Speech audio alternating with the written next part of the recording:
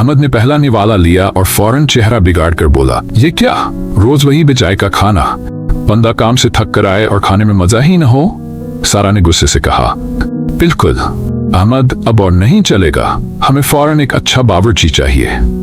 अगले दिन अहमद एक नए बावर्ची के साथ घर आया। सारा, मिलू, ये रहमान है हमारा नया बावर्ची। सारा हैरत से, इसके अपने कपड़े देखो, इतने पुराने और सादे, ये क्या अच्छा खाना बनाएगा। रहमान खामोशी से खड़ा रहा। रहमान ने आस्तीन चढ़ाई, चूल्हे पर बर्तन रखा और काम में जुट गया। कुछ देर बाद खाने की खुशबू फैली। अहमद और सारा बेचैनी से इंतजार करने लगे। जैसे ही पहला निवाला लिया, दोनों की आंखें चमक उठी। अहमद हैरानी से बोला, ओह वाह, ये तो बहुत मजेदार है। सारा खुशी से बोली, हाँ, मुझे यकीन नहीं आ रहा कि खाने का जायका इतना अच्छा हो सकता है।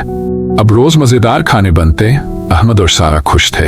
रहमान हर काम के बाद दुआ करता और सुकून के साथ नमाज पढ़ने चला जाता।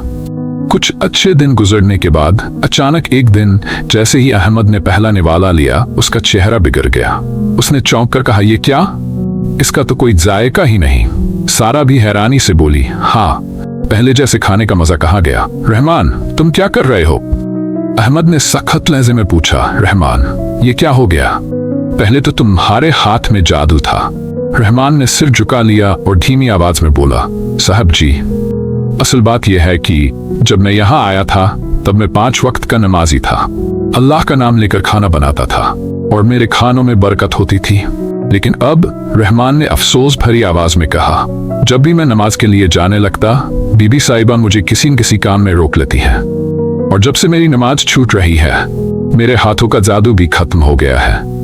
रहमान ने नजरें झुकाते हुए कहा, साहब जी, आप चाहें तो मेरी तनख्वाह कम कर दें, लेकिन मुझे सिर्फ एक चीज चाहिए, मुझे 5 वक्त की नमाज पढ़ने दिया करें, क्योंकि हर कामयाबी नमाज के साथ है।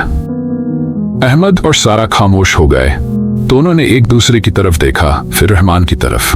अहमद नदामत से बोला, रहमान भाई, हमें माफ कर दो, हमें आज समझ आया कि असली कामयाबी कहाँ है। सारा ने शर्मिंदगी से सिर झुका लिया और कहा, हम आज से नमाज की पाबंदी करेंगे।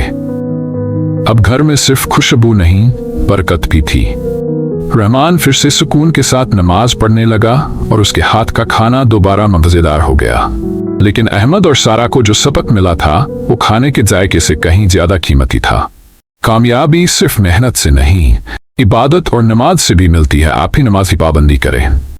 बच्चों, नमाज हम सब मुसलमानों पर अल्लाह सुब्हानहू व तआला ने फर्ज की है। नमाज मोमिन की मिराज है और हमारे प्यारे नबी हजरत मोहम्मद सल्लल्लाहु अलैहि वसल्लम की मुबारक आंखों की ठंडक है।